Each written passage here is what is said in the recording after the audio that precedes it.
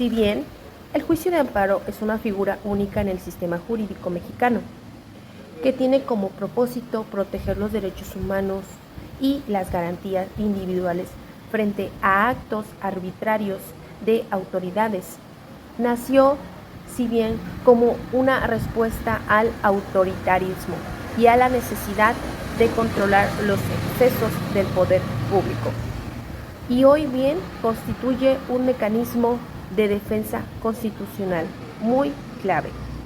Si bien, como sabemos, con la Ley de Amparo reformada en el 2013, se amplió su cobertura a derechos humanos reconocidos, que no solo en la Constitución, sino también en tratados internacionales. Además, se establecieron nuevas reglas para su relación con los procedimientos penales, como es el acceso a la suspensión de actos privativos de libertad. Ejemplo, si una persona es detenida sin orden judicial ni flagrancia, puede promover un amparo para hacer valer sus derechos a la libertad personal. Esta exposición recorrerá cada fase del juicio de amparo, como es la demanda, la procedencia e improcedencia, el marco jurídico, los incidentes, la sentencia, el cumplimiento y la responsabilidad. Presentación de la demanda. El juicio de amparo comienza con la presentación de la demanda, regulada por el artículo 108 de la Ley de Amparo. Esta debe incluir el nombre del quejoso, la autoridad responsable, el acto reclamado y los derechos violados. Este acto inicial exige precisión jurídica. El quejoso debe explicar cómo el acto de autoridad le afecta directamente, demostrando el interés jurídico o legítimo. Un ejemplo sería: un estudiante expulsado sin audiencia previa en una universidad pública puede presentar una demanda de amparo, señalando que se violó su derecho a la educación y al debido proceso. La claridad en esta etapa es fundamental, pues errores u omisiones pueden conducir al desechamiento o requerir correcciones que retrasen la justicia. El juicio de amparo procede cuando no existe otro medio legal eficaz para proteger derechos humanos vulnerados. Esta condición está basada en el principio de definitividad conforme al artículo 61 de la Ley de Amparo. Es improcedente si existen recursos legales ordinarios no agotados, si no se afecta directamente al quejoso o si el acto reclamado no tiene efectos jurídicos concretos. Un ejemplo de procedencia es un indígena detenido por autoridades sin traductor ni abogado que puede interponer un amparo por violación a su derecho a un debido proceso con perspectiva intercultural. Un ejemplo de improcedencia sería cuando una persona promueve un amparo contra una ley sin que ésta haya sido aplicada en su contra. No hay afectación directa. El principio de definitividad asegura que el juicio de amparo no sustituya a los medios ordinarios de defensa, pero sí actúe como una última garantía cuando estos son insuficientes. México tiene un sistema jurídico mixto, influenciado por el derecho romano-germánico, pero el juicio de amparo le otorga una matriz particular, ya que es un mecanismo de control constitucional de tipo difuso, que combina elementos del habeas corpus y del recurso de amparo europeo.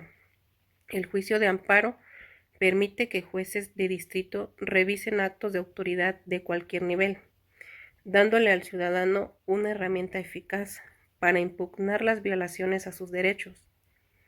Por ejemplo, si un jubilado a quien se le niega su pago de su pensión puede acudir al juicio de amparo como una vía de protección ante la omisión de la autoridad.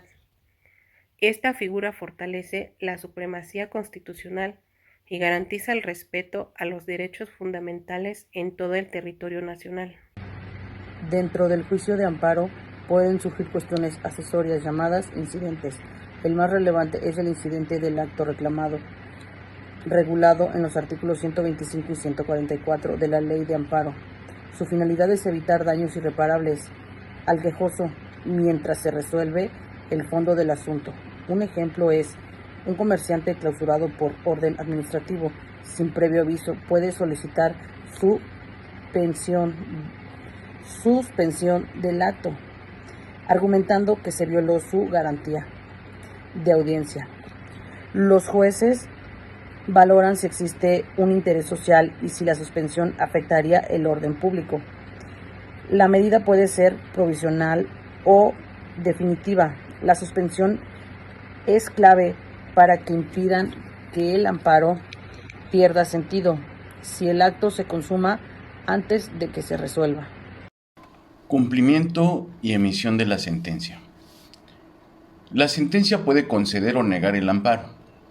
Si se concede, la autoridad responsable debe de restituir al quejoso en el goce del derecho violado, lo que implica reparar el daño causado y abstenerse de repetir el acto, como lo señala el maestro Fixamudio en el año 2014.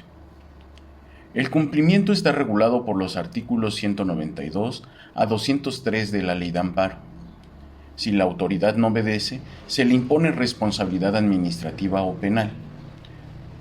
Un ejemplo sería si un trabajador es reinstalado por sentencia de amparo y la autoridad se niega a cumplir. El juez puede imponer multas o incluso ordenar el arresto. La ejecución efectiva de las sentencias refuerza el Estado de Derecho y consolida la confianza en el Poder Judicial. Responsabilidad de la autoridad. La responsabilidad en el juicio de amparo es doble, procesal y constitucional. Las autoridades que desobedezcan resoluciones, simulen su incumplimiento o ejerzan represalias contra el quejoso, incurren en una responsabilidad conforme al artículo 262 de la Ley de Amparo. También pueden sancionarse al servidor público que retrase el procedimiento o que actúe con dolo. En estos casos, el juez de distrito da vista al Ministerio Público para iniciar un procedimiento penal. Un ejemplo sería un director de cárcel que oculta información para pedir que un interno promueva su amparo puede ser sancionado. Estas medidas aseguran que el juicio de amparo no quede en el papel, sino que sus efectos sean reales y justos. En conclusión, el juicio de amparo es una de las mayores contribuciones de México al constitucionalismo mundial. Es un instrumento que garantiza que ninguna autoridad esté por encima de la ley. Desde la presentación de la demanda hasta la sentencia, cada etapa está diseñada para proteger al ciudadano de actos arbitrarios. La suspensión, los incidentes, el cumplimiento efectivo son pilares que fortalecen este proceso constitucional.